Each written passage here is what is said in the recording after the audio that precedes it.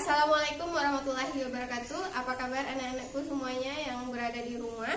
Semoga selalu dalam keadaan sehat walafiat. Amin ya rabbal alamin. Baik, pada pertemuan kali ini kita akan membahas materi tentang interaksi sosial. Sebelumnya kita pahami terlebih dahulu apa itu interaksi sosial. Nah, Ananda selama di rumah pasti melakukan interaksi dengan orang-orang terdekat yang ada di sekitar Ananda, baik sama ibu, sama kakak, sama adik, dan sama orang tua.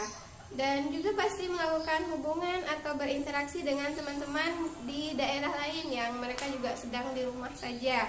Misalkan sama teman satu kelas, sama teman kelas lain, pasti akan melakukan hubungan atau interaksi sosial. Nah, apa itu hubungan atau interaksi sosial? Mari kita bahas. Interaksi sosial atau hubungan sosial adalah suatu tindakan yang dilakukan oleh seorang individu dengan individu lainnya, atau seorang individu dengan kelompok, atau sebuah kelompok dengan kelompok dalam rangka untuk berinteraksi dan hubungan mereka saling timbal balik. Hubungan antara individu dengan individu, contohnya adalah Ani berhubungan dengan Ana, ngobrol-ngobrol berdua dengan si Ani dan Ana tadi, itu adalah bentuk interaksi sosial antara individu dengan individu. Selanjutnya, interaksi sosial antara individu dengan kelompok. Contoh, misalkan seorang guru sedang menerangkan pelajaran di depan kelas yang mana didengar oleh seluruh anggota kelas 10 IPS. Interaksi antara guru dengan murid-murid. Itu adalah interaksi antara individu dan kelompok. Selanjutnya adalah interaksi antara kelompok dan kelompok. Sebagaimana yang kita ketahui, kelompok adalah sekumpulan orang, kemudian berinteraksi dengan kumpulan orang berikutnya.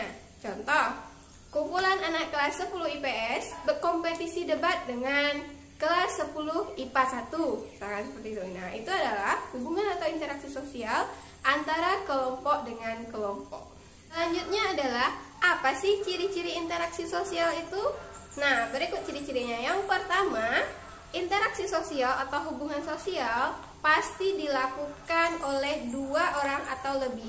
Jadi tidak ada yang namanya interaksi jika sendiri gitu. Itu ngomong sendiri namanya kan. Itu bukan interaksi sosial. Jadi yang dikatakan dengan interaksi sosial adalah ketika seseorang berbicara dengan orang yang lainnya. Jadi minimal harus ada dua individu atau lebih.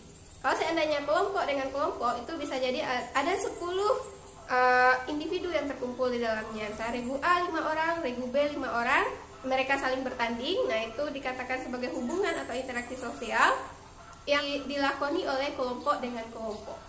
Seperti itu. Ciri yang kedua adalah terjadi kontak dan komunikasi. Nah, ini merupakan syarat dari terjadinya interaksi sosial. Nanti akan kita bahas di pembahasan berikutnya. Kemudian, ciri yang ketiga yaitu interaksi sosial mempunyai maksud dan tujuan. Terakhir, interaksi sosial itu dia berpola.